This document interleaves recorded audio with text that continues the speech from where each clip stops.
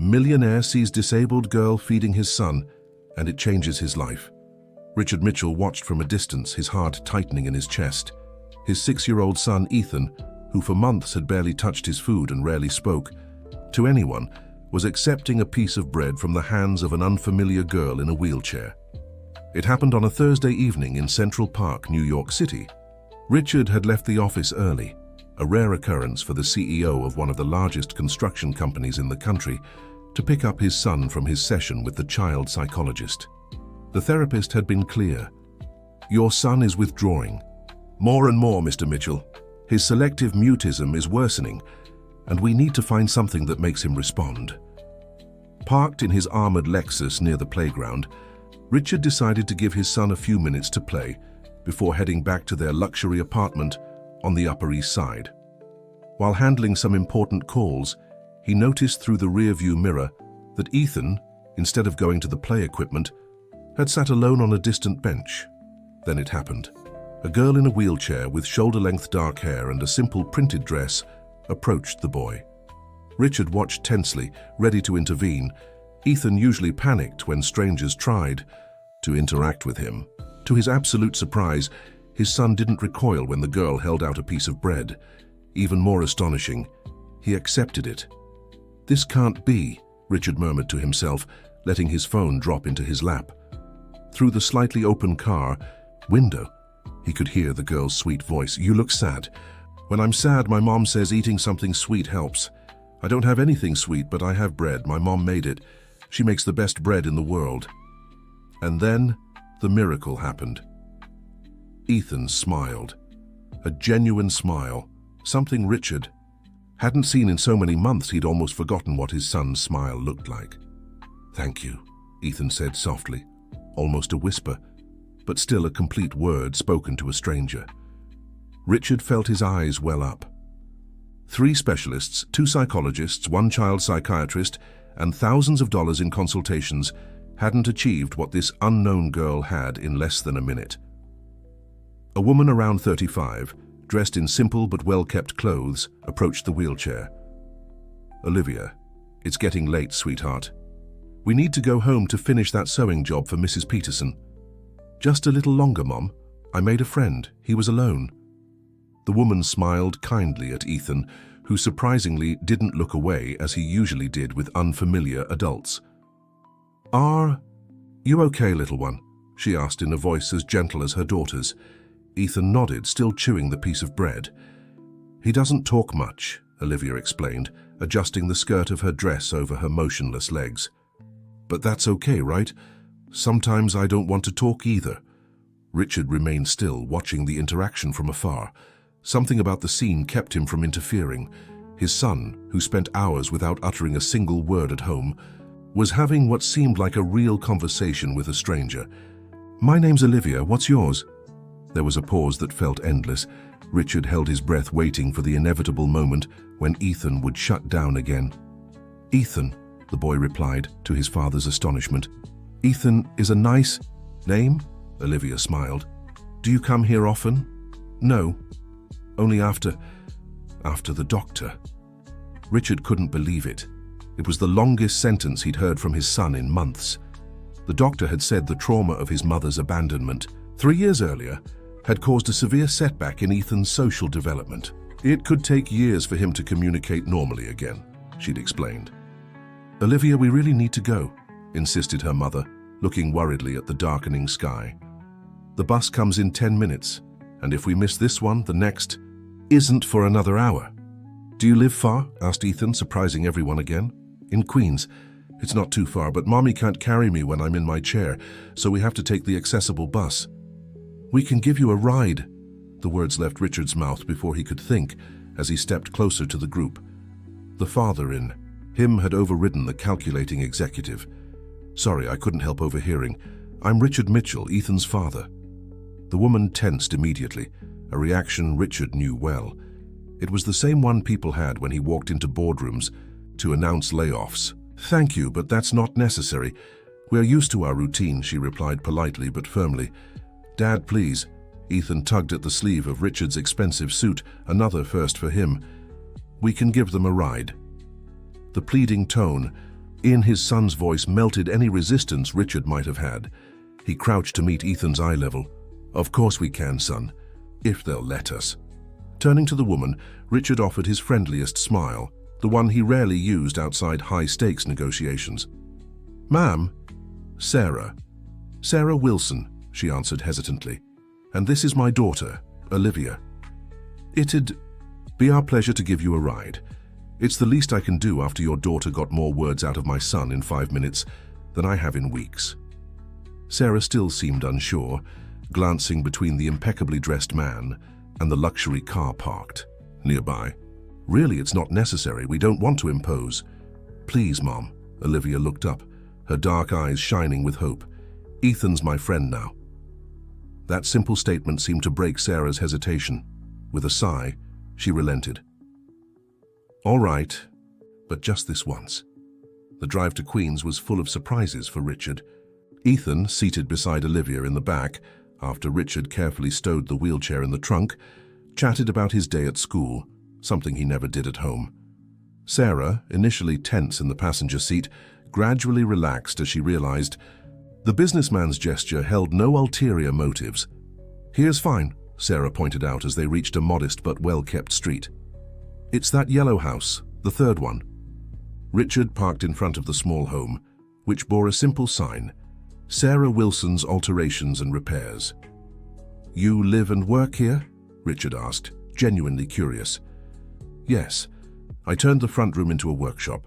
I do repairs, alterations, some custom pieces," Sarah explained as she stepped out to help her daughter. "It's not much, but it keeps us going." Richard retrieved the wheelchair from the trunk and unfolded it with practiced ease, surprising Sarah with his skill. "I have a cousin who uses a wheelchair," he said simply, answering her unspoken question. Once Olivia was settled back in her chair, Ethan climbed out of the car and did something that left Richard utterly stunned. He hugged his new friend. "Will you come back to the park tomorrow?" Olivia asked. Ethan looked up at his father, a silent question in his eyes. "I have meetings all day tomorrow, son," Richard began, already feeling the weight of disappointment forming on the boy's face. "But I can ask Helen to bring you," he added quickly, referring to the housekeeper who cared for Ethan during his frequent absences. The smile that lit up his son's face was worth every second of delay he'd face tomorrow, rearranging his schedule. "See you tomorrow then," Ethan grinned. "See you tomorrow," replied Olivia, waving as her mother guided her inside. Back in the car, Richard stayed silent for a few moments, watching his son through the rearview mirror. Ethan seemed different, lighter. There was a sparkle in his eyes that Richard hadn't seen since Jessica, his ex-wife, had left them without explanation 3 years ago, when Ethan was just 3. "Did you like your new friend?" Richard finally asked, starting the car. "She's nice," Ethan answered, looking out the window. "And she understands me." "What do you mean, son?" Ethan stayed quiet for a moment, as if searching for the right words. A complex exercise for a 6-year-old. "She also knows what it's like when people look at you differently." The answer hit Richard like a punch to the gut. His son, always so quiet, had just articulated something deeply perceptive. People really did look at Ethan differently ever. Since he'd begun showing signs of selective mutism, with pity, discomfort, sometimes even impatience.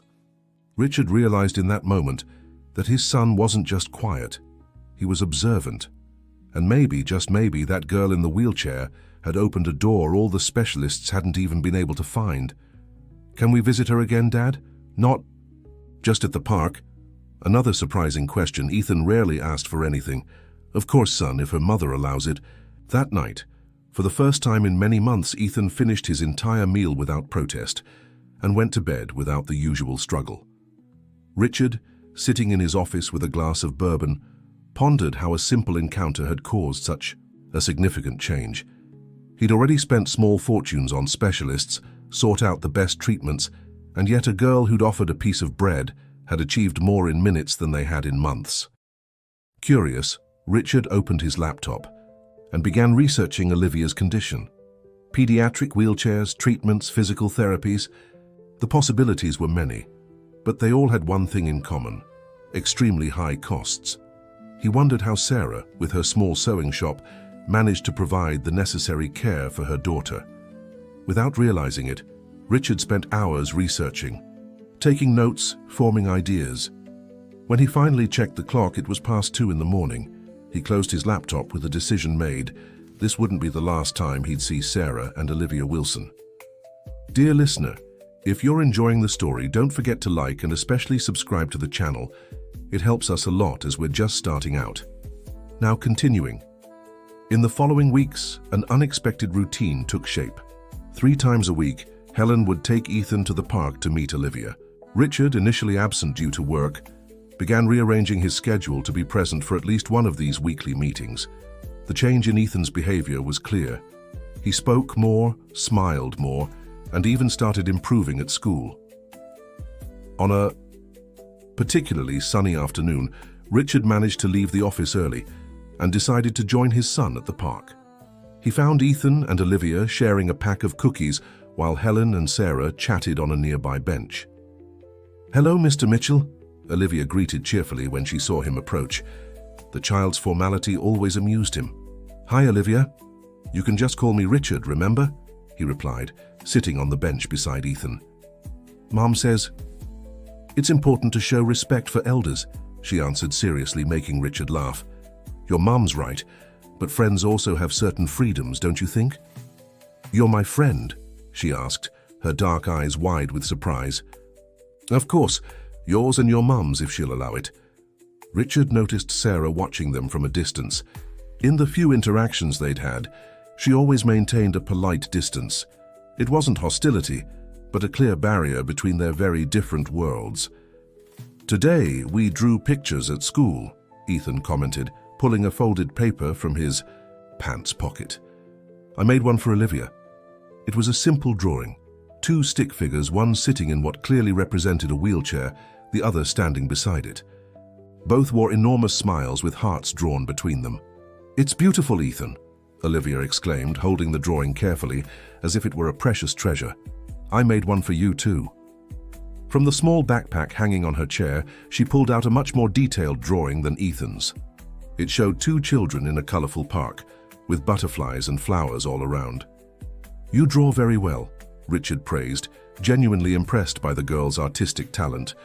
"Mom taught me. She wanted to be an artist before—" Olivia stopped, as if realizing she was sharing something private. "Before I had Olivia," Sarah completed, having approached without Richard noticing. "Priorities change when we become parents, don't they, Mr. Mitchell?" There was something in Sarah's tone that suggested she doubted Richard truly understood this concept. "Richard, please," he requested, extending his hand to her. "And yes, they change completely. Though I admit I'm still learning to balance those priorities." Sarah shook his hand briefly, and Richard noticed the calluses on her fingers, marks of someone who worked hard with their hands. "Mom, can I show my new book to Ethan?" Olivia asked, pointing to her backpack. "Of course, sweetheart, but it's almost time for us to go." While the children flipped through the book, Richard tried once more to break the ice with Sarah. "Your daughter is extraordinary. All children are, when we give them the chance," Sarah replied, though her tone had softened. "She's really helped Ethan. Before meeting her, he barely spoke, even to me." Sarah watched the children, her face softening with maternal pride. Olivia's always had this gift. She sees through the barriers people build. "I think when you face your own obstacles every day, you learn to recognize pain in others." "May I ask?" Richard hesitated, fearing he might be intrusive. "Why she uses a wheelchair?" Sarah completed, accustomed to the question. "Muscular dystrophy, a rare form that mainly affects the lower limbs." "Is there treatment?" Richard asked, though he already knew the answer from his research. Sarah sighed wearily. "There are treatments, yes.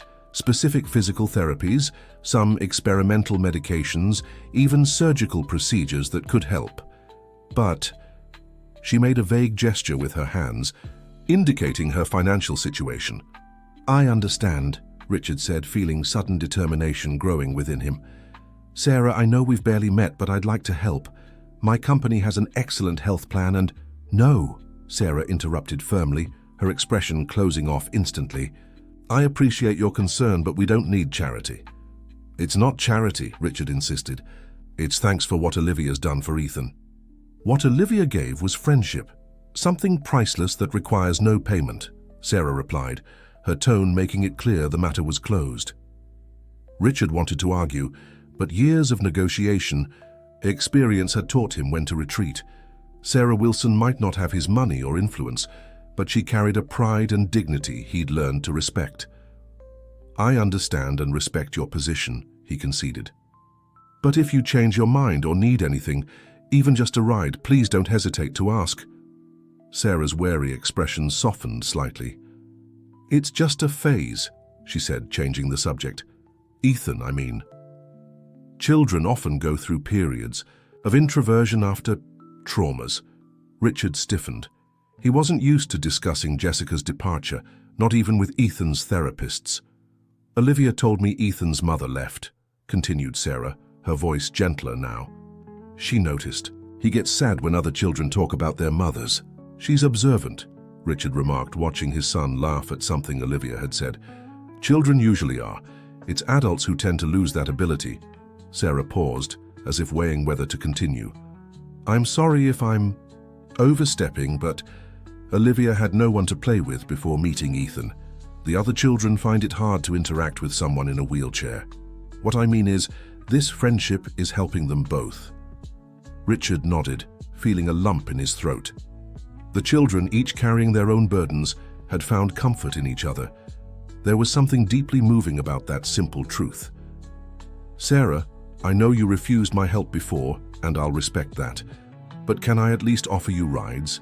The park is a long way from your place, and I know public transport can be tricky with the wheelchair. Sarah seemed to consider the offer. Richard could see the conflict on her face, pride battling practicality. Just rides, she finally agreed. And only on days we're already planning to come to the park. Richard smiled, feeling as if he'd just closed $1 million deal, though somehow this seemed far more important. It's a deal. He extended his hand, and this time Sarah's grip was firmer, more resolute. That night, as he watched Ethan sleep peacefully for the first time in months, Richard reflected on how much his life had changed in such a short time. He, who spent his days surrounded by spreadsheets, contracts, and high-stakes negotiations, now found himself thinking about wheelchairs, children's drawings, and the smile of a girl who had somehow reached his son in a way he never could. His business-trained mind, wired to solve problems, kept circling back to Olivia's condition and Sarah's stubborn refusal to accept help. There was a solution there. He was sure of it. He just needed to find an approach that respected Sarah's pride while giving Olivia the treatment she deserved. With that thought, Richard drifted off, already planning his next move. The next morning, he did something unprecedented. He cancelled 2 important meetings to take Ethan to school himself. The teacher's surprise at seeing him instead of the usual housekeeper was almost comical. "Mr. Mitchell, what a pleasant surprise," exclaimed Mrs. Thompson, Ethan's teacher. "I was just going to send a note today." "Is something wrong?" Richard asked, instantly concerned. "Quite the opposite. Ethan has shown remarkable improvement these past few weeks. He voluntarily joined a group activity yesterday, something he's never done before. We were considering a meeting to discuss this positive progress." Richard glanced at his son, who waved goodbye before heading into the classroom. Something unthinkable weeks ago. "He made a new friend," Richard explained simply. "Seems like that made all the difference." "Relationships are crucial in child development," the teacher nodded, "especially after traumatic events." Richard knew she was referring to Jessica's departure, but as always, he sidestepped the topic. "I've been thinking of enrolling him in some extracurriculars, maybe art. He's taken an interest in drawing." "A wonderful idea, Mr. Mitchell. We have an arts program on Tuesdays and Thursdays after regular hours, and I must say it's so good to see you this involved in Ethan's school life." The comment, though kind, carried an implicit criticism that didn't go unnoticed by Richard. He had outsourced much of Ethan's upbringing to Helen and the hired specialists, keeping himself too busy with work to notice how deeply his son was struggling. "I'm trying to do better, Mrs. Thompson," he admitted, surprising even himself with his honesty. When he arrived at the office, Richard was greeted with the usual list of crises to resolve and decisions to make. Yet, between meetings and conference calls, he found himself researching physical therapy clinics, specializing in childhood muscular dystrophy. On his desk, next to financial spreadsheets and contracts, there was now a folder with information on experimental treatments, renowned specialists, and rehabilitation centers. His assistant, Amanda, noticed the change but knew better than to ask questions. In 15 years working for Richard Mitchell, she had never seen him interested in medical matters unless they involved hospital acquisitions or corporate health plans. By late afternoon, Richard received an unexpected call. It was Helen, his housekeeper. "Mr. Mitchell, I'm sorry to bother you at work, but I thought you'd want to know. Ethan came home from school today talking about a science fair next week. He wants to invite the girl Olivia to help him with his project." Richard smiled over the phone. "That's wonderful, Helen. Can you help him call her?" "Actually, sir, he wants more than that.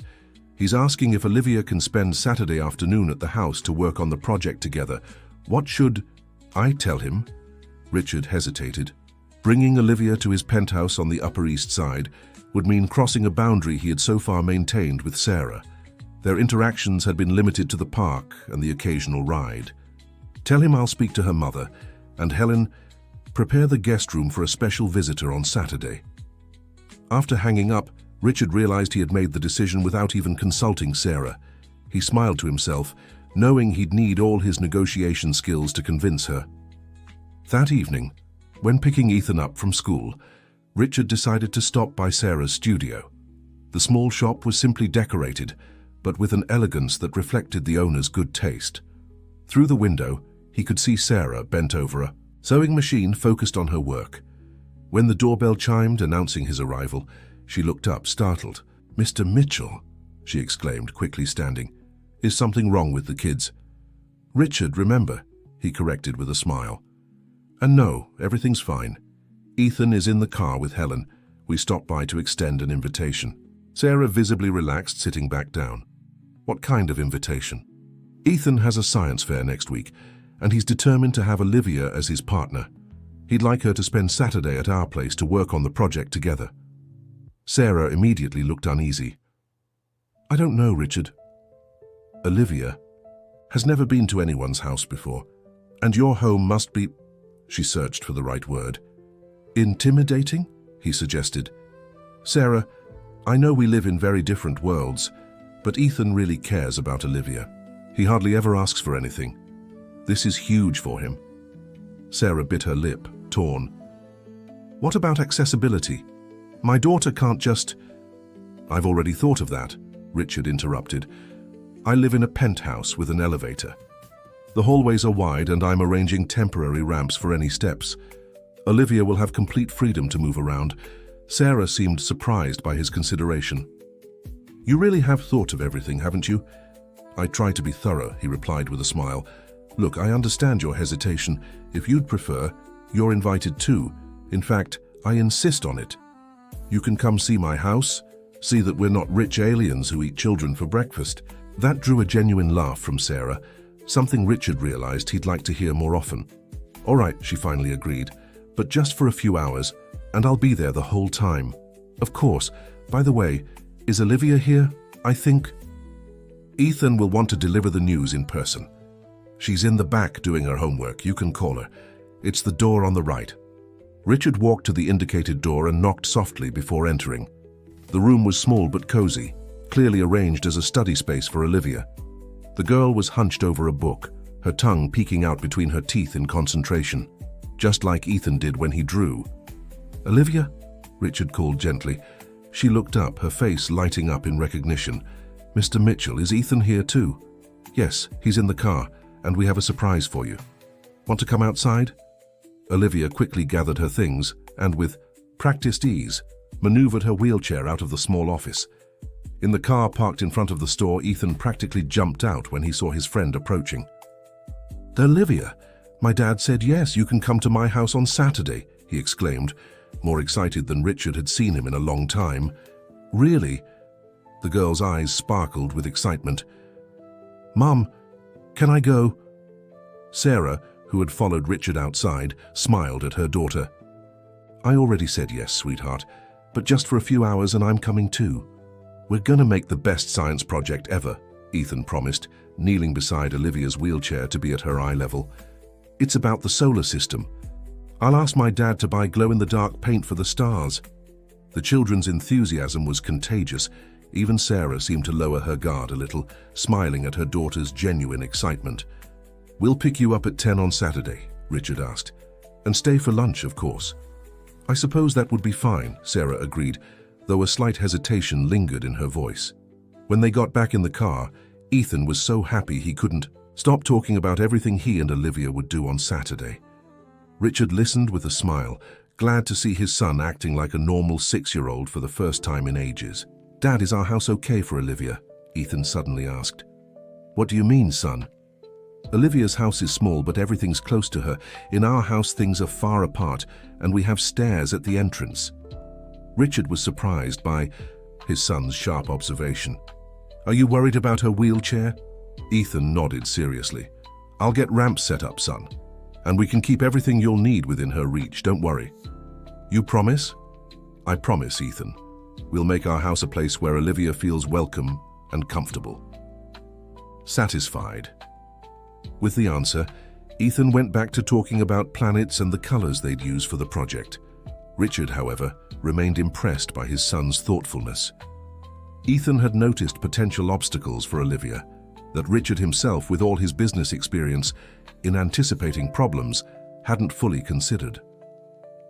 On Saturday morning, Richard surprised himself by waking up before the alarm, feeling an eagerness he rarely did. He spent the first hour personally checking that the ramps he'd had installed were secure and walking through the house to remove anything that might make it harder for Olivia to move around. Ethan also woke up early, unheard of for a Saturday.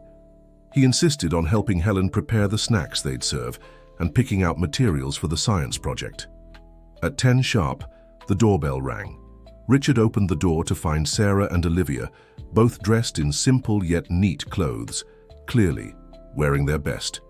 Welcome to our home, Richard said, stepping aside to let Sarah push Olivia's wheelchair up the newly installed ramp. Olivia's eyes widened as she entered the spacious foyer of the duplex penthouse. Your house is a palace, Mr. Mitchell, she exclaimed with the honesty only children possess. Richard laughed. It's not quite a palace, Olivia. It's just too big for just 2 people, really. Sarah seemed uncomfortable, glancing at the expensive furniture and elegant decor that reflected Richard's financial status. Sensing her discomfort, he quickly suggested, Ethan is in the game room, eager to start the project. Shall I show you the way? The game room was actually a massive space Richard had outfitted with every toy and electronic device money could buy, in a vain attempt to compensate for his absence in his son's life. Most of them remained untouched, as Ethan preferred quieter activities like drawing and reading. When they entered the room, Ethan had already set up a table with all the materials for the project: poster boards, paints, brushes, styrofoam balls of different sizes, a box of modeling clay, and several books about the solar system. Olivia, he exclaimed, running to hug his friend. Look what I prepared. We're going to make the best solar system ever. The children quickly immersed themselves in the project, with Ethan explaining his ideas and Olivia suggesting improvements with surprising knowledge about astronomy.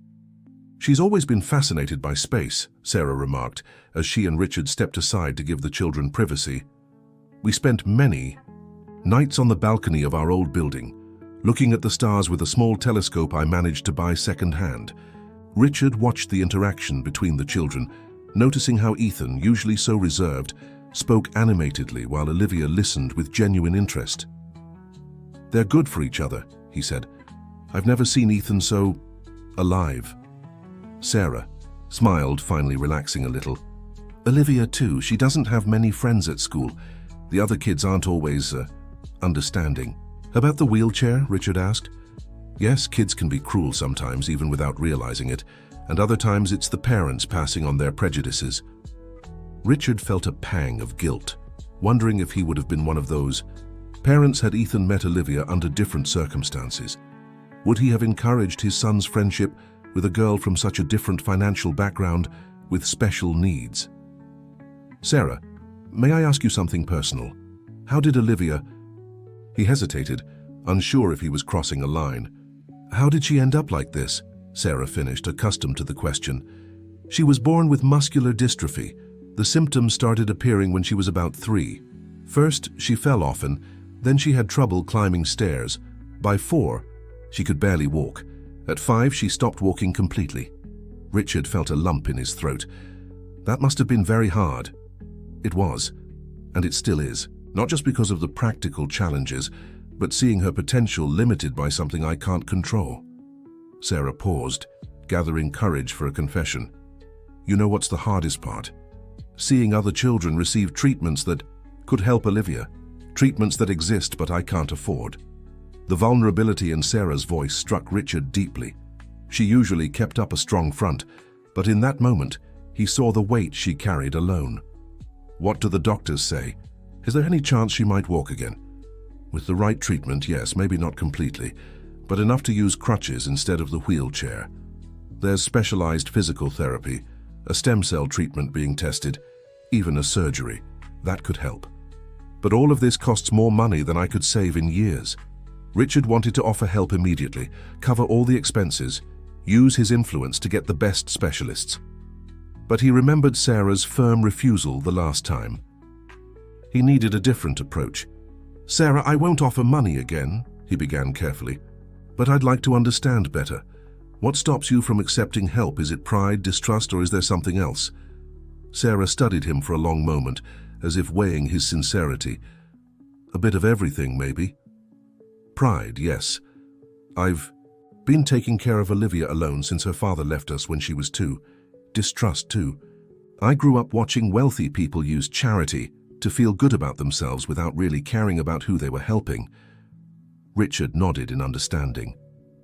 "And most importantly," Sarah continued, lowering her voice so the kids wouldn't hear, "I don't want Olivia to think she needs someone's pity to live a dignified life. I want her to know that no matter her physical condition, she has worth." Sarah's words resonated deeply with Richard. He had always seen money as the solution to any problem, but here was one that money alone couldn't fix, not without hurting the dignity of a mother determined to protect her daughter's self-esteem. Dear listener, if you're enjoying the story, don't forget to like and especially subscribe to the channel. It helps us a lot as we're just starting out. Now back to the story. "I understand," Richard finally said, "and I deeply respect that, Sarah, more than you might realize. But can I offer a different perspective?" Sarah raised an eyebrow, curious. "Helping someone isn't always about pity. Sometimes it's about recognizing that person's worth and wanting the world to have the chance to see it too. Ethan sees something in Olivia that changed his life. That's not pity, it's gratitude." Sarah seemed to consider his words, her eyes drifting to the children laughing as they painted what looked like Jupiter. "Besides," Richard continued, seizing the opening, "there are other ways to help beyond just giving money. I have connections, I know people. Maybe we can find a research program looking for participants for new treatments, or a foundation offering grants for cases like Olivia's." Before Sarah could respond, Ethan called out, "Dad, Olivia is amazing. She knows everything about the planets. Did you know Venus spins the opposite way of all the other planets?" Richard smiled at his son. "I didn't know that, son. That's fascinating. Earth is the only planet not named after a Roman or Greek god," Olivia added, her eyes shining with excitement. "And Saturn isn't the only planet with rings, but it has the most beautiful ones." "You really love astronomy, don't you?" Richard asked, impressed by the girl's knowledge. "I want to be an astronomer when I grow up," Olivia declared. "I'll discover a new planet and name it after my mum." Sarah laughed, clearly moved by her daughter's words. "For that, we need to make sure you finish school first, little scientist. Have you ever been to the planetarium, Olivia?" Richard asked, an idea forming in his mind. "No," she replied, her face falling slightly. "My school planned a trip last year, but..." She glanced at her wheelchair. "It wasn't accessible," Sarah finished, a faint edge of bitterness in her usually composed voice. "The Hayden Planetarium is fully accessible now," Richard said. "They did a complete renovation last year. I was thinking of taking Ethan next week. Perhaps you'd like to join us." Olivia's eyes lit up. "Can we, Mum, please?" Sarah hesitated, looking at her daughter's hopeful expression. "I'll check my schedule at the studio," she replied cautiously, which was already progress considering her previous refusals. The rest of the morning passed quickly, with the kids working on the project and the adults alternating between helping them and chatting. Richard discovered that Sarah was much more than he'd initially assumed. Besides being a talented seamstress, she had studied fashion design for 2 years, before dropping out of college when she became pregnant with Olivia. Did her father want to be involved? Richard asked carefully during a moment when the kids were engrossed in their work. Mark was more interested in college parties than responsibilities, Sarah answered with a shrug that tried to seem casual but couldn't completely hide the hurt. When he found out about the pregnancy, he suggested an abortion. When I made it clear I was keeping the baby, he just disappeared. Transferred schools, blocked my number. The last I heard, he graduated and is working for a multinational overseas. "I'm sorry," Richard said sincerely. "Don't be. Olivia is the best thing that ever happened to me," Sarah smiled, looking at her daughter with unconditional love. "Even with all the challenges, even with sleepless nights worrying about medical bills, even giving up my dreams of being a designer, she's worth every sacrifice." Richard felt something stir inside him. How often had he thought of Ethan as an obstacle to his freedom after Jessica left? How often had he left his son with Helen to attend commitments that, looking back, weren't really that important? "What about your family?" he asked, realizing he knew very little about Sarah's life beyond her work and devotion to her daughter. "My parents live in rural Wisconsin. They help when they can, but they're elderly and live on a modest retirement. I have a sister in Boston, but she has her own family to take care of." For the first time, Richard truly understood what it meant to be as alone as Sarah was, without financial support, without someone to share responsibilities. By lunchtime, Helen had prepared a delicious yet simple meal, careful not to seem extravagant. Richard had been specific about that, not wanting Sarah and Olivia to feel uncomfortable. "This is wonderful, Helen," Sarah praised after her first bite of homemade lasagna. "It reminds me of my grandmother's cooking. It's a family recipe," the housekeeper smiled, having taken an immediate liking to Olivia. "I learned it from my mother, who learned it from hers." The kids ate with gusto, Olivia telling stories about constellations while Ethan listened in fascination. Richard watched the scene with a strange feeling in his chest. His luxurious apartment had never felt so warm, so full of life. After lunch, the kids returned to their project, now in the final assembly stage. Richard offered Sarah coffee on the balcony, which had a spectacular view of New York City. "It's truly breathtaking," she remarked, gazing at the skyline. "It must be amazing waking up to this every day." "To be honest, I rarely take the time to appreciate it," Richard admitted. "I usually leave too early and come back too late to notice." "That's sad," Sarah observed sincerely. "To have all this and no time to enjoy it." The remark, though simple, struck Richard like a revelation. How much of life was he missing by always chasing the next deal, the next acquisition, the next million? "Sarah, going back to Olivia's treatment," he decided to try again, choosing his words carefully. "What if I offered you a job?" Sarah frowned, confused by the abrupt change of subject. "A job? At your construction company? I don't know what I could do there, Richard. I'm a seamstress, not an engineer or architect. Not at the construction company. I'm thinking of expanding my business. I've always wanted to invest in fashion, but never found the right person to lead the project," he improvised, the idea forming as he spoke. "Someone with talent, vision, and hands-on experience. Someone like you." Sarah eyed him skeptically. "This is just another way to offer charity, isn't it?" "No, it's a business opportunity," Richard insisted. "You said you studied design. I've seen your work at the atelier. You have real talent, and more importantly, you have a unique perspective. Do you know how many women struggle to find clothes that fit their specific needs? Stylish clothes for people with limited mobility, for example. There's an untapped market there." Sarah still seemed doubtful, but Richard could tell he'd struck a professional chord. "And the best part," he continued, "the benefits package would include premium health coverage for Olivia's treatments. Not as charity, but as your right as an employee. Sarah bit her lip, considering. It sounds too good to be true, Richard. And conveniently, it would solve exactly the problem we discussed today. Richard sighed, acknowledging his approach had been too transparent. You're right. I won't lie to you. The idea came up because I want to help Olivia.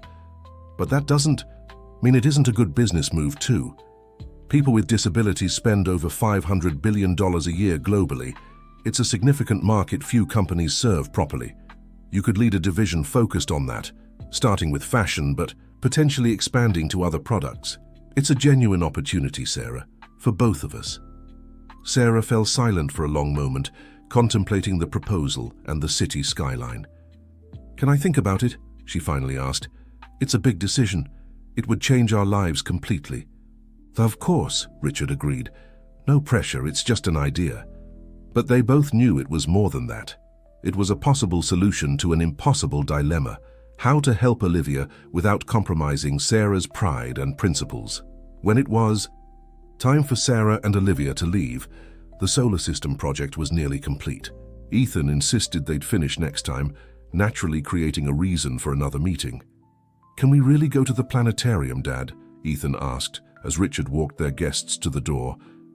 If Sarah and Olivia can, then yes, of course, Richard replied, glancing at Sarah with an unspoken question.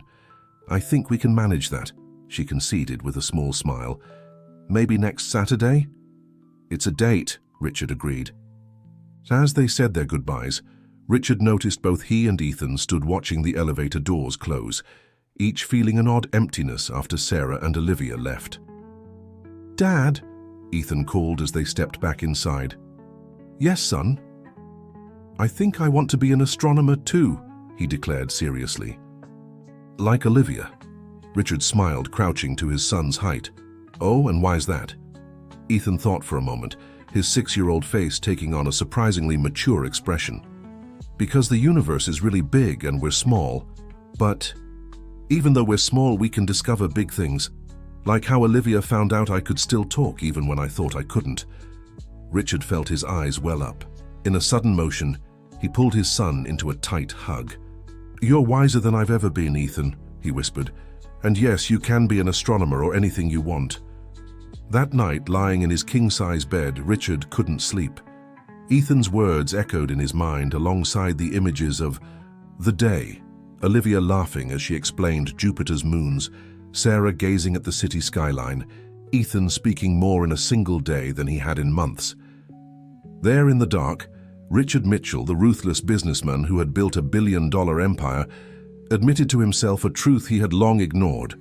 His life, despite all its material success, had become empty and lonely. And now, by some strange twist of fate, a girl in a wheelchair and her proud mother were changing that. On Monday at the Mitchell Construction Group office, Amanda, Richard's assistant, immediately sensed something was different.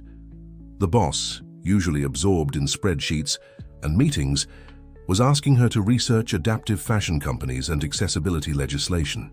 Amanda, I want you to schedule a meeting with our legal and HR departments, Richard instructed after lunch. I'm considering opening a new division in the company. What kind of division, Mr. Mitchell? Amanda asked, accustomed to acquisitions, of smaller construction firms or expansions into new territories, never a complete industry shift. Adaptive fashion, clothing and accessories for people with disabilities or limited mobility. Amanda raised her eyebrows in surprise but nodded without comment. In 15 years of working with Richard Mitchell, she had learned not to question his business decisions, no matter how unexpected. The man had an almost supernatural instinct for profitable opportunities. And Amanda, Richard added before she left, also schedule a visit to the National Orthopedic Institute for Wednesday. I want to learn about their work with childhood muscular dystrophy. This was even more unusual. Richard Mitchell rarely involved himself personally in field research, preferring to delegate such tasks to subordinates. And never, in all the years Amanda had known him, had he shown particular interest in medical causes. Is there anything specific I should mention when scheduling the visit? She asked carefully. Tell them I'm interested in exploring partnership possibilities between my company and the Institute. focusing on innovative treatments for muscular dystrophy, and that I'm willing to make a substantial donation to their research. By the end of the week, Richard had fully immersed himself in his new interests. Besides learning everything he could about muscular dystrophy and available treatments, he was drafting a detailed business plan for his new adaptive fashion division. On Saturday, as planned, Richard picked up Sarah and Olivia for their visit to the planetarium. Ethan was so excited he could barely sleep the night before, an enthusiasm Richard hadn't seen in his son since, well, he couldn't even remember when. Sarah seemed different when she opened the door for Richard. There was an energy about her, an anticipation that went beyond the planetarium trip. "Come in for a moment," she invited. "Olivia is almost ready." She changed outfits 3 times, wanting to be perfect for her first scientific date, as she called it. Richard smiled, stepping into the small apartment behind the studio. It was modest, but impeccably organized, decorated with a taste that revealed Sarah's aesthetic sensibility. "Even with limited means, I've thought about your proposal," Sarah said abruptly as they waited for Olivia. "About the job." "And?" Richard tried to keep his tone casual, but couldn't fully hide his anticipation. "I have some conditions." Sarah looked him directly in the eye, her posture making it clear she wasn't there to negotiate but to set terms. "First, I want to start as a consultant, not an employee. I need to see if the idea is viable, if our work styles are compatible." Richard nodded. It was a sensible approach. "Second, I want creative autonomy. If we're going to make adaptive clothing, I need it to be truly functional, not just marketing." "Absolutely," agreed Richard, impressed by her business acumen. "Third, I want any treatment for Olivia that comes as a benefit to be transparent. No special favors or cutting in line just because she's your employee. I want it to be something any employee in my position would be entitled to." "That's fair and can be arranged," Richard agreed. "And finally," continued Sarah, her gaze intensifying, "I want your word that this isn't just a passing whim. If I'm going to leave my atelier, disrupt Olivia's routine, and dive into this new world, I need to know you're committed to the project long term. I don't want to find out 6 months from now that you've lost interest and are shutting down the division." Richard looked at her with renewed respect. Sarah wasn't just protecting herself and Olivia, she was ensuring the business itself was solid. "Sarah, you have my word. In fact, I'm willing to put it in writing with contractual guarantees. This isn't a whim." He hesitated, choosing his next words carefully. "I'll be completely honest with you. Yes, meeting Olivia and seeing how she helped Ethan was what sparked my initial interest. But the more I researched, the more I realized there's a real and significant business opportunity here. And more importantly, a chance to do something that truly matters." Sarah studied him for a long moment, as if trying to read the sincerity in his eyes. "I'm ready." Olivia's cheerful voice broke the tense moment as she wheeled into the room, maneuvering her chair skillfully. She wore a blue dress with tiny planets printed on it and had star-shaped hair clips. "You look beautiful, little astronomer," Richard smiled. "Thank you, Mommy made my dress. She makes the best clothes in the world." Richard glanced at Sarah with a raised eyebrow, clearly impressed. "You really do have talent," he remarked sincerely. "This design is delightful." "Thank you," Sarah replied, a faint blush on her cheeks. "I make all of Olivia's clothes. Conventional clothes don't always work well for someone who spends the day seated." "Exactly the kind of insight we need for the new line," Richard murmured, more to himself than to her. On the way to the planetarium, Olivia couldn't stop talking about constellations and planets, with Ethan hanging on her every word as if it were the most precious knowledge in the world. Richard exchanged glances with Sarah in the rearview mirror, both silently marveling at the friendship that had blossomed between the children. The planetarium was relatively empty that Saturday morning, which was perfect for them. Richard had made a few calls ahead of time, ensuring they'd have a special experience. One of the planetarium's astronomers, Dr. David Reynolds, was waiting for them at the entrance. "Mr. Mitchell, welcome," the scientist greeted, extending his hand. "And these must be the young astronomy enthusiasts you mentioned." Olivia was practically vibrating with excitement in her chair. "Are you a real astronomer?" she asked, her eyes wide with admiration. Dr. Reynolds smiled, crouching to her level. I am, and I hear you know quite a bit about astronomy too. She knows everything, Ethan interjected proudly. She taught me about Venus spinning backward and Saturn's rings. Impressive. The astronomer seemed genuinely impressed.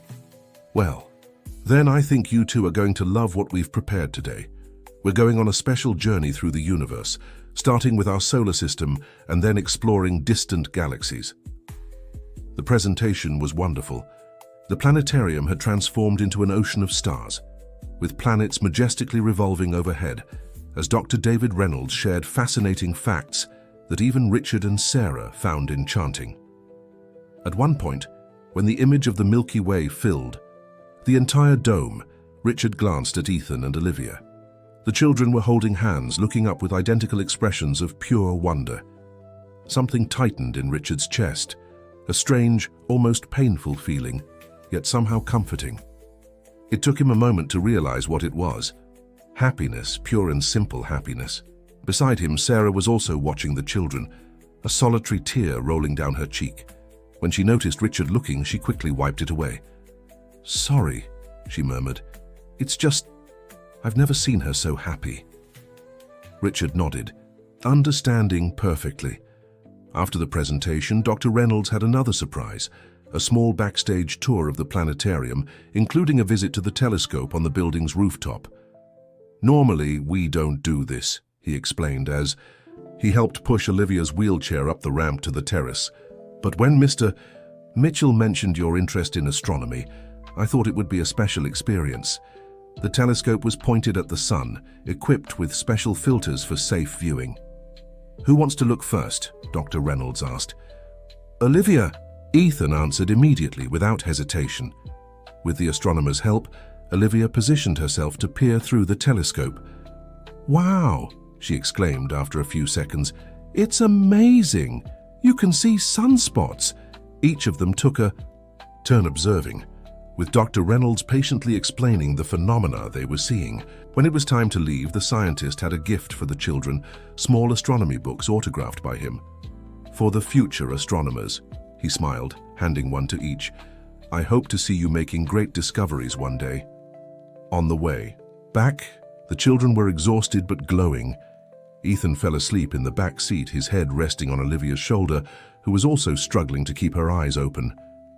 It was a perfect day, Sarah said softly, watching the children in the passenger mirror. I can't remember the last time I saw Olivia this happy. Richard smiled, feeling a satisfaction no successful business deal had ever given him. So, about my proposal, he resumed their earlier conversation. Your conditions are all reasonable, and I'm willing to meet them. When would you like to start? Sarah looked at him, the decision already clear in her eyes. On Monday, I need to organize a few things at the studio, notify my regular clients. Maybe I could start part-time at first, to ease into the transition. Monday is perfect, Richard agreed. And Sarah, thank you. I know it wasn't an easy decision. It wasn't about the proposal itself, she admitted. It was more about all of this. She gestured vaguely between them and the sleeping children in the back. It's a big change in many ways. Richard understood what she wasn't saying, that this wasn't just a new job, but potentially a new direction for their lives. Their chance meeting in the park, the shared piece of bread, had set in motion something neither of them could have predicted. As he dropped Sarah and Olivia off at home, Richard felt an odd reluctance to say goodbye. There was something about their company, something in the way Sarah faced challenges with grace and determination, in how Olivia viewed the world with endless curiosity despite her limitations, that made him want to stay near them. See you on Monday, then, he said, helping lift the sleeping Olivia from the car into her wheelchair. I'll send the documents for you to review beforehand. Perfect, Sarah agreed. There was a new light in her eyes, a mix of hope and determination that Richard found incredibly attractive. Back at his luxurious apartment, Richard found Ethan still asleep in the back seat. He carried his son inside, feeling the comforting weight of the small body against his chest. As he tucked him into bed and carefully covered him, Richard reflected on how drastically his life had changed in such a short time. A month ago, he was just a successful businessman with a distant son and a practically non-existent personal life. Now he was embarking on a new venture he had never considered before, spending his Saturdays at planetariums and feeling more alive than he had in years. All because a girl in a wheelchair had offered his son a piece of bread. On Monday, Sarah arrived at the imposing Mitchell Construction Group building promptly at 9 a.m. She wore a simple yet elegant outfit she had made herself and carried a folder with sketches and ideas she had worked on over the weekend. Her expression was a mix of nervousness and determination. Richard was waiting for her in the lobby, something he rarely did, even for the most important executives. He personally escorted her to a meeting room where the team for the new project had gathered: a lawyer, a marketing specialist, an accountant, and Amanda, who would serve as the project coordinator. Team, this is Sarah Wilson, the designer and consultant who will lead our new adaptive fashion division, Richard introduced, formally, though his tone made his respect for her clear. Sarah brings not only creative talent, but also invaluable insight into the real needs of the users of our future designs. Sarah acknowledged them with a nod, and, to Richard's surprise, showed none of the nervousness he had expected. On the contrary, as she began presenting her initial ideas and spreading her sketches across the meeting table, she seemed completely in her element. The fundamental problem with most adaptive clothing available today is that they prioritize functionality at the expense of aesthetics, Sarah explained, pointing to her sketches. The result is pieces that, while practical, make people feel labeled by their condition. My approach is to create clothing that's as stylish as it is functional. Richard watched with growing admiration as Sarah discussed technical details like hidden magnetic closures, fabrics that adapted to different body postures, and cuts that made dressing easier without sacrificing elegance. It was clear she had thought deeply about these issues long before her proposal. "Impressive," remarked the marketing specialist after the presentation. "There's a substantial market for this, especially considering the aging population in the United States, and your inclusive design approach could even attract people without disabilities." "Exactly," Sarah agreed. "I'm not proposing a special line, but a redefinition of what we consider well-designed clothing. A dress with discrete magnetic closures isn't just easier for someone with arthritis or limited mobility. It's more convenient for anyone." By the end of the meeting, the enthusiasm in the room was palpable. Even the accountant, initially skeptical about development costs, was convinced of the investment's potential return. "Well, Sarah," Richard said when they were alone after the team had dispersed, "I think it's safe to say you impressed them as much as you impressed me." Sarah smiled, finally allowing herself to show a hint of relief. "Thank you. I won't. I was nervous. I spent my whole life mending clothes in a workshop at the back of my house. Presenting ideas in a room full of executives wasn't exactly something I felt prepared for." "You have a natural gift," Richard replied, sincerely. "Not just for design, but for communicating your ideas. That's rare."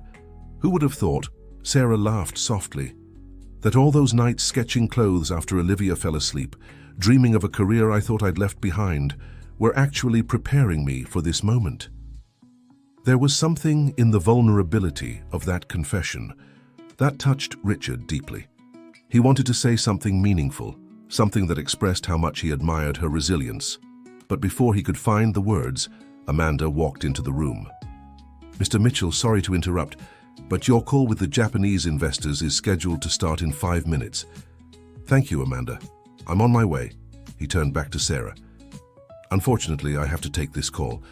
But Amanda, we'll show you your new office and help you get settled. Can we continue our conversation at lunch?" "Of course," Sarah agreed, though Richard could sense a slight hesitation in her voice. "Something wrong?" "No, it's just..." She bit her lip, clearly uncomfortable. "I usually pick up Olivia from school so we can have lunch together. It's an important routine for us." Richard immediately understood her concern. "Sarah, one of the perks of being in charge is setting your own rules. If lunch with Olivia matters, then it's part of your work schedule. In fact," an idea struck him. "Why not bring her here? We have an excellent cafeteria on the A's ground floor, and I'm sure Ethan would love to join you." Helen can pick him up from school. The relief on Sarah's face was instant and gratifying. That would be perfect. Thank you for understanding. As the weeks passed, a new routine took shape. Sarah worked at Mitchell Construction Group from 8 a.m. to 2 p.m., developing her adaptive fashion line. In the afternoons, after picking up Olivia from school, she'd return to her workshop to see her old clients while her daughter did homework or sketched quietly. 3 times a week, Olivia had specialized physical therapy sessions at a top-tier clinic, covered by the health plan from Sarah's new job. On Tuesdays and Thursdays, Ethan joined them for what he called science days, afternoons where the kids explored astronomy books or did small experiments under Sarah's supervision. Richard, in turn, found himself rearranging his own schedule to be more present in his son's life. He started working from home on Wednesday afternoons to take Ethan to the park and rarely missed dinner with him now. His partners and employees noticed the change, some with approval, others skeptical about his new distraction. During one of these science days, about 2 months after Sarah joined the company, Richard left work early and stopped by the workshop. He found the kids at the kitchen table, completely absorbed in building what looked like a clay volcano. "Dad," Ethan exclaimed when he saw him, his face lighting up. "We're making a volcano that actually erupts. Olivia knows the chemical formula. Baking soda and vinegar," Olivia explained proudly. "It makes carbon dioxide and causes a fizzy reaction that looks like lava." "Very impressive," Richard smiled, crouching to examine their project. "And you've decorated it, so with so much detail." "Aunt Jessica helped us with the textures," Ethan said, using the affectionate nickname he'd spontaneously given Sarah. "She said real volcanoes have different kinds of rocks." Richard glanced at Sarah, who was watching from the kitchen doorway. "Seems we've got a talented science teacher too," he remarked. "Actually, I'm just reading a chapter ahead in the children's geology books," Sarah laughed. "I'm learning as much as they are." Richard noticed the sparkle in her eyes, the way she seemed more relaxed and confident than when he'd first met her. The new job was clearly doing her good, not just financially, but in terms of personal fulfillment. "How's the adaptive dress prototype coming along?" he asked, referring to the main project she was working on. Sarah's face lit up even more. "Almost finished. The magnetic fasteners arrived yesterday and the adjustments we made for seated fit turned out perfect. Olivia was my test model," she winked at her daughter, who smiled proudly. "Mom made me a special dress that doesn't wrinkle on my back when I sit all day," Olivia explained, "and I can put it on by myself." The independence of dressing was something many people took for granted, but Richard had learned, through his conversations with Sarah, just how much it meant for someone like Olivia. "I can't wait to see the final model," Richard said sincerely. "The investors are eager for next week's presentation."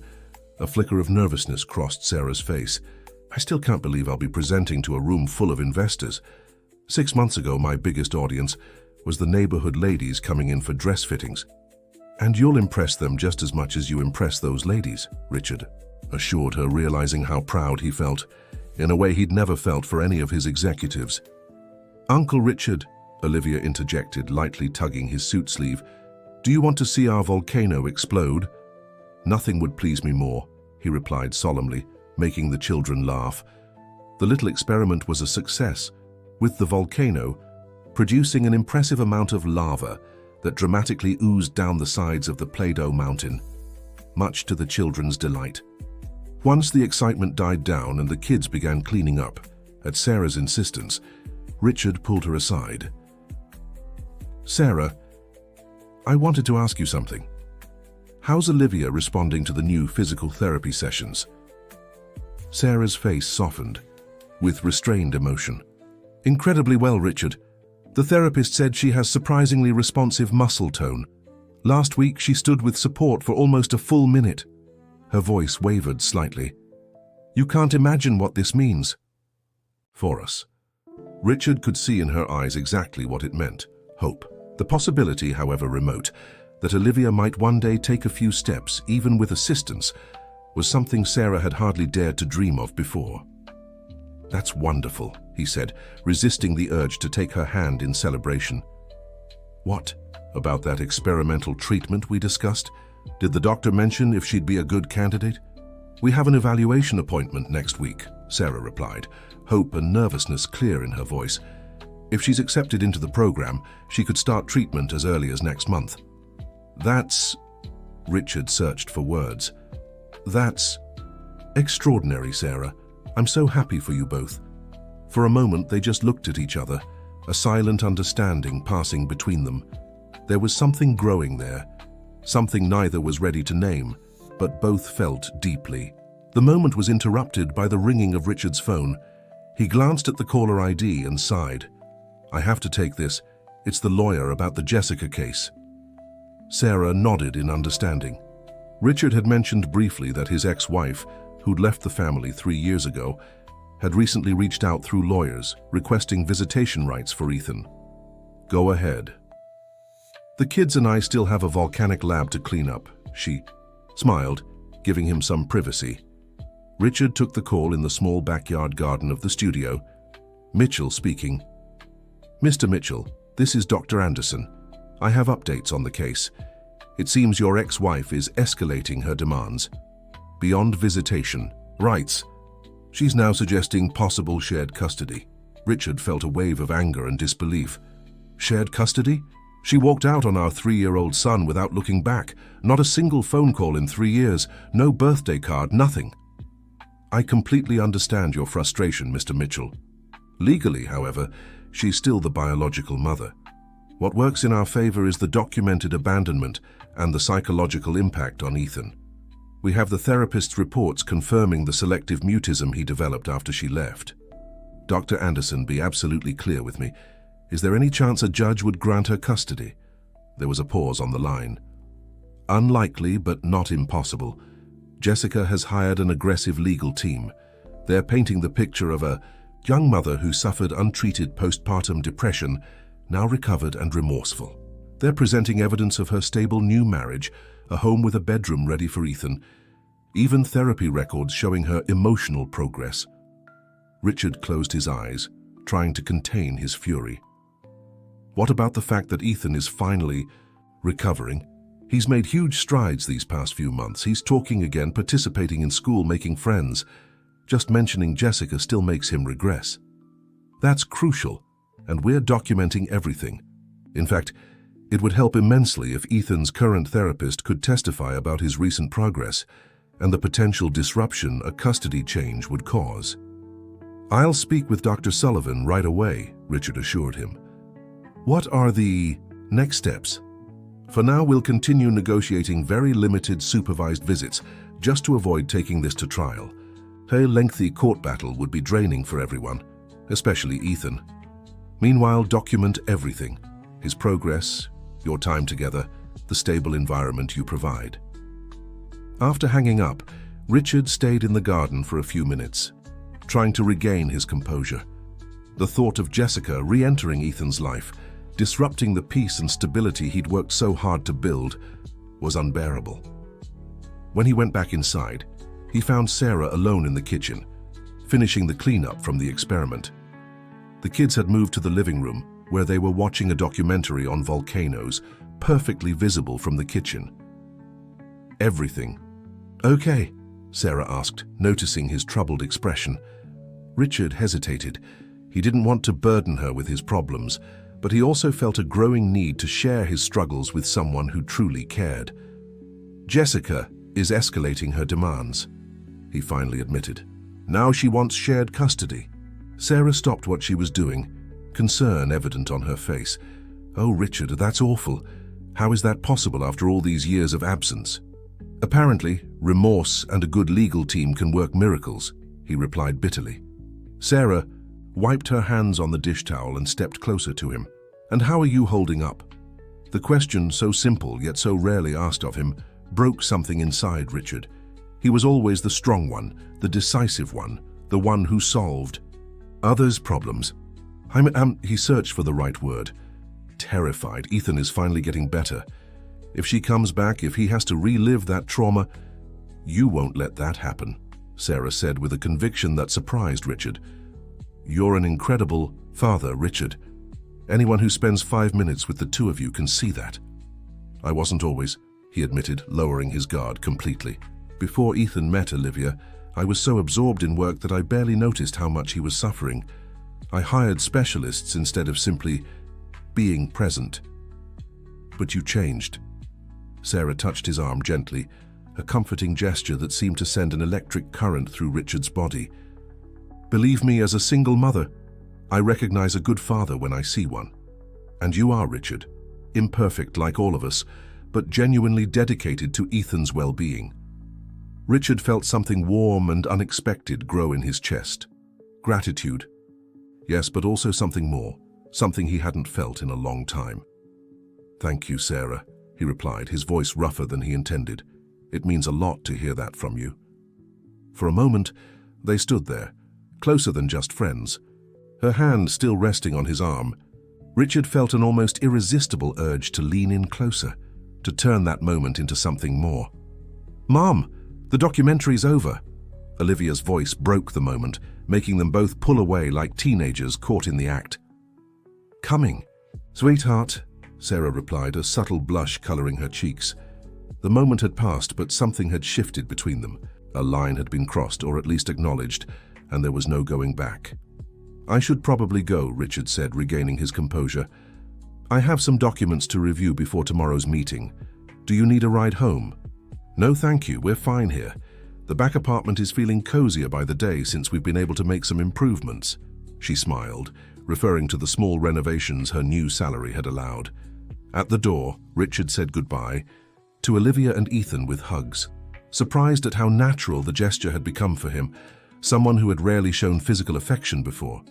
Sarah, he hesitated before leaving, thank you for everything. She understood what he meant, not just for today's comfort, but for everything she and Olivia had brought into their lives. Always, she replied simply. On the way, home with Ethan asleep in the back seat, science afternoons always left him exhausted, Richard reflected on how much his life had changed in recent months. The small, adaptive fashion business was growing promisingly. Ethan was happier than ever, and Richard had rediscovered parts of himself he thought were long gone. And then there was Sarah. Smart, strong, determined Sarah, who had faced so many challenges without ever losing her dignity or compassion. Sarah, who was slowly becoming indispensable in his life in ways that went far beyond their professional partnership.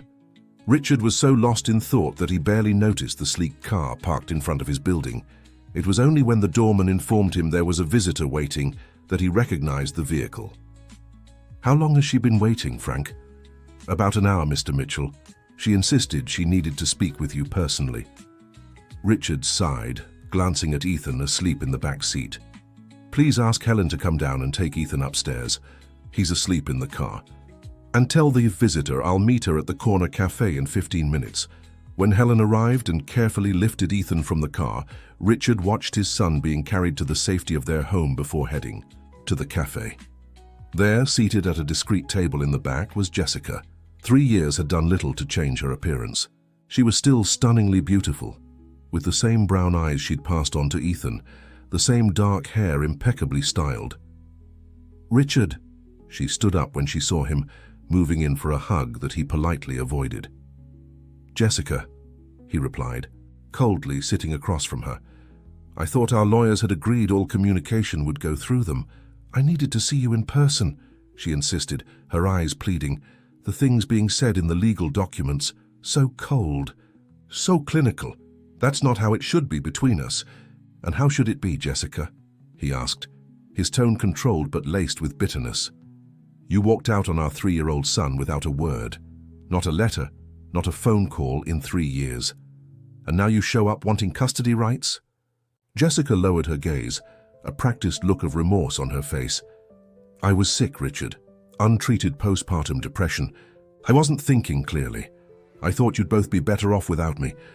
And it took you 3 years to realize your mistake. The disbelief in Richard's voice was palpable. 3 years during which Ethan developed selective mutism, went through intensive therapy, cried asking why his mother didn't love him anymore. A flicker of genuine guilt crossed Jessica's face, quickly masked by determination. That's why I'm here, to make things right. Ethan deserves to have his mother in his life, and I'm ready now. I'm stable, happy in my new marriage. We have a big house, a bedroom all set up for him. Ethan is finally recovering, Richard countered, leaning forward.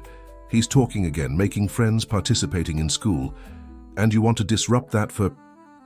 what? To make yourself feel better? Jessica's mask slipped for a moment, revealing irritation. I have rights, Richard. I'm his mother. A mother who chose not to be one for 3 years, he replied calmly. The courts consider the child's best interests, not the sudden whims of an absent mother playing happy family. My lawyers say… I know what your lawyers say, Richard interrupted. And I know what mine say. If you truly care about Ethan's well-being, we'll start with supervised visits in a controlled setting with a therapist present. If and only if Ethan shows comfort around you, we can discuss more frequent visits. Shared custody is off the table, Jessica. Not now, possibly never. Jessica studied his face, recognizing his unshakable resolve. You've changed, she remarked finally. The Richard I knew would have tried to throw money at this, would have offered me a settlement to disappear. Maybe I have changed, he admitted. Or maybe you never really knew me. It's because of her, isn't it? Jessica asked abruptly. The seamstress and her crippled daughter. Richard stiffened, a cold anger coursing through him. Never.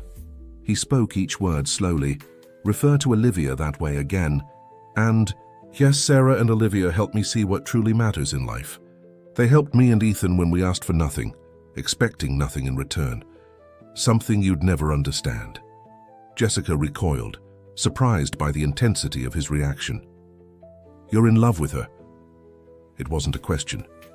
Richard didn't answer directly. He wasn't ready to label what he felt for Sarah, especially not to Jessica. I'm committed to Ethan's happiness and well-being. If you truly care about him, you'll respect the process I've proposed. Supervised visits first, a gradual approach. No shared custody, no immediate weekends, no disrupting the routine that's finally given him stability. Jessica stared at him for a long moment, weighing her options. My lawyers say I have a strong case. Your lawyers want your money, Jessica. A contentious custody process will only traumatize Ethan even more, and in the end, no one wins. Richard softened, his tone slightly. If you've truly changed, if you really care about him as you say, prove it. Accept supervised visits. Build a relationship little by little. Show that you're willing to put his needs above your own. Something in Richard's words seemed to finally reach her. After a moment of silence, she nodded reluctantly. Fine, supervised visits to start. But I want your word that if everything goes well, we can revisit the agreement. If and only if Ethan's therapist confirms he's comfortable and that expanding the visits would benefit him, Richard agreed, extending his hand to seal the deal. Jessica accepted the handshake, a flicker of reluctant respect in her eyes. You really have changed, Richard. We all change, Jessica. The question is whether we've changed for the better. In the weeks that followed, life settled into its new rhythm. The first supervised visit between Ethan and Jessica was difficult, with the boy initially reluctant to even look at his mother. But with the therapist's patient guidance and Richard's reassuring presence, they managed to establish minimal communication. Meanwhile, Sarah's new adaptive fashion line was ready to be presented to investors. On the morning of the presentation, Richard found her in the office, nervously reviewing her slides one last time. All set for the big moment? He asked, placing a cup of coffee beside her. I think so, Sarah replied, attempting a smile despite her obvious nerves. I still can't believe we've come this far. You've come this far, Richard corrected. Your talent, your vision, I just provided the resources. Sarah shook her head, a genuine smile finally breaking through. We make a good team, Richard. No need to fight over credit. A good team. The words echoed in Richard's mind. Yes, they were. At work, with the kids, in so many aspects of their lives that were now intertwined. Speaking of team, Sarah continued, Olivia has a surprise to show you and Ethan tonight at dinner. A surprise? Any hints? Sarah smiled mysteriously. Just be there at 7 and prepare to be moved. The presentation was a resounding success. The investors were impressed not only by Sarah's innovative designs, but also by her genuine passion and deep understanding of market needs. By the end, 3 of them were already eager to sign investment contracts, predicting a national launch of the line within 6 months. "You were simply brilliant," Richard praised as they stood alone in the elevator after the meeting. Sarah blushed, still processing what had happened. "They really liked it, didn't they? I couldn't believe it when that investor from New York City said his wife would adore the dresses. They didn't just like it, they recognized what I saw from the beginning, your extraordinary talent." Richard hesitated, then decided to share what was on his mind. "Sarah, I'm considering spinning this division into a separate company. One where you'd be not just the creative director, but the majority partner." Sarah froze, her eyes wide with surprise. "Richard, that's too much. I don't have the capital to invest as a partner." "Your capital is your talent and vision. It's worth more than money," he smiled, seeing her disbelief. "Think about it, no need to answer now." That evening, as agreed, Richard and Ethan arrived at Sarah and Olivia's apartment for dinner. There was a celebratory air not just for the success of the presentation, but for something else Richard couldn't quite place. Olivia seemed barely able to contain her excitement, exchanging knowing glances with her mother as they served dinner. Ethan, sensing something special was about to happen, was also fidgeting in his chair. "So," Richard finally said after dessert, "I heard someone has a surprise for us." Olivia smiled, a determined spark in her eyes. "I do, Uncle Richard." She took a deep breath, looking at her mother, who nodded encouragingly. "I want to show you what I've learned in physical therapy." Sarah stood and positioned herself beside Olivia's chair, while Ethan and Richard watched curiously. With careful movements, Sarah helped Olivia to her feet, supporting her by the arms. "Ready?" Sarah whispered to her daughter. "Ready," Olivia confirmed, her face tense with concentration. Then, to Richard and Ethan's complete astonishment, Olivia took a step forward. A single step, shaky and uncertain, but undeniably a voluntary one. Then another, and another.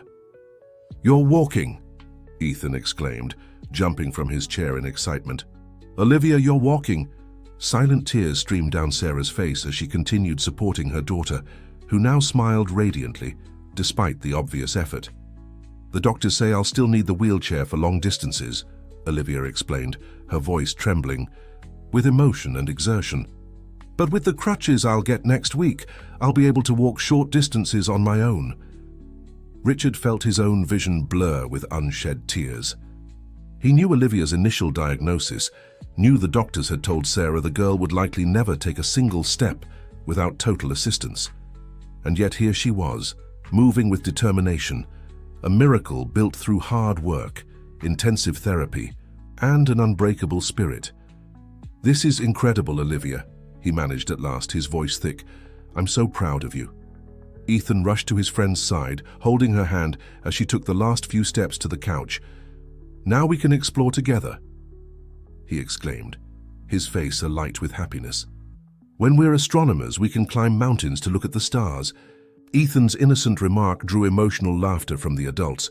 The children's worldview was so simple, yet so profound.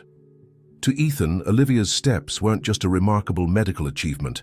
They were the opening of endless possibilities for shared adventures. Later, after the children had gone to bed, Ethan was staying the night, something that had become common in recent months. Richard and Sarah sat on the small apartment balcony, sharing a bottle of wine to celebrate the day's events. "When the doctor said she was responding well to treatment, I never imagined we'd see her taking steps so soon," Sarah confessed, still processing the emotion of the moment. "Some patients take years to get where Olivia has in just months. She has her mother's determination," Richard observed softly, looking at Sarah with admiration. "You two are the strongest people I've ever known." The silence between them was heavy with unspoken emotions, with possibilities hanging in the air like stars waiting to be named. "About your proposal," Sarah finally broke the silence. "The partnership in the company." "You don't have to decide now," Richard began, but she raised a hand, gently stopping him. "I want to accept, but on one condition." "What?" he asked, curious. "That it's purely a professional decision." Her eyes met his, serious and resolute. I don't want it influenced by anything personal that might be happening between us." Richard felt his heart race. It was the first time either of them had openly acknowledged that something was growing between them, something beyond friendship or professional partnership. "Sarah," he finally said, gathering courage, "what's happening between us?" She smiled, a soft, vulnerable smile he rarely saw. "I'm not sure. I just know that when you and Ethan aren't around, I miss you in a way I never expected. I know Olivia talks about you constantly. I know that for the first time in years, I think about the future with hope instead of fear." Richard reached across the table, his fingers finding hers. "I'm scared, Sarah," he admitted, an unusual vulnerability in his voice. "Scared of ruining this, of hurting you or Olivia, of not being the man you deserve." "The man I know," Sarah replied, squeezing. "His fingers changed my daughter's life, gave her opportunities I could never provide alone, and he did it not out of pity or to feel better about himself, but because he truly cares. That's the man who deserves a chance to be happy." They stayed like that for a long moment, hands clasped under the starry New York City sky, two people who had found something precious where they least expected it. 6 months later, on a bright spring Sunday, Central Park was filled with families enjoying the perfect weather. Among them, one particularly notable group caught the attention of passers-by. A serious-looking executive pushing a portable grill, followed by an elegant woman carrying a picnic basket, and 2 children, a dark-haired boy and a girl who alternated between a lightweight wheelchair and walking with colorful crutches, depending on her energy. "It's right here," Ethan declared, pointing to a specific bench. "This is the bench where we met." Olivia smiled, maneuvering her crutches with the skill that came from daily practice. "I offered you bread," she recalled. "You looked so sad." "And now we're celebrating," Ethan exclaimed, his joy infectious. They were in fact celebrating several things: the official launch of Sarah's adaptive fashion line Wings, which had received national coverage, Olivia's continued progress with her mobility, the recent court decision granting Richard full custody of Ethan with limited visitation rights for Jessica, and not least Richard and Sarah's engagement, announced the week before during a family dinner. "Who would have thought," Sarah remarked, as she smoothed the picnic blanket on the grass, "that a simple piece of shared bread would bring us here?" "I always knew," Olivia declared with the unshakable confidence of a child. "The day I met Ethan, I told Mom before bed, we found our family today." "Didn't I, Mom?" Sarah blushed, casting an apologetic glance at Richard. "Children and their intuition," she murmured, embarrassed. Richard laughed, pulling her into a quick hug. "Your daughter's always been the wisest of us all," he said, looking fondly at Olivia, who was now showing Ethan how to use the new portable telescope they'd bought together. Watching the children, Richard reflected on the extraordinary journey of the past few months. Ethan, once so closed off in his silent world, now spoke animatedly, made plans for the future, and had even volunteered to help another child at school who struggled to communicate. Olivia, determined to surpass all medical expectations, now alternated between her wheelchair and crutches and spoke seriously about her dream of working for the American Space Agency one day. And he and Sarah, 2 lonely souls who had found in each other not just love but a genuine partnership, built on mutual respect and admiration. "What are you thinking about?" Sarah asked, noticing his thoughtful expression. "How life can change completely when you least expect it," he replied, holding her hand where a simple yet elegant engagement ring now sparkled. "How sometimes the greatest blessings come disguised as challenges." Sarah smiled, resting her head on his shoulder. Who would have thought that the feared businessman Richard Mitchell was in fact an incurable romantic? "Just don't spread the rumor," he teased. "I have a reputation to uphold." The sound of Sarah's laughter blended with the excited shouts of children, creating a symphony Richard knew he would carry in his heart forever. In that exact spot a year earlier, he had watched from the shadows as his withdrawn son accepted a piece of bread from an unfamiliar girl in a wheelchair. A seemingly insignificant moment that had completely redirected the course of 4 lives. Sometimes, Richard reflected, Miracles didn't come with thunder and lightning, but with simple acts of kindness. A piece of bread offered, a hand extended, a heart open to new possibilities. And as the sun began to set over the park, casting a golden glow over his new makeshift family, Richard Mitchell knew with absolute certainty that he had finally found the true wealth he had always sought, without even realizing he was searching for it. The end of the story. And you?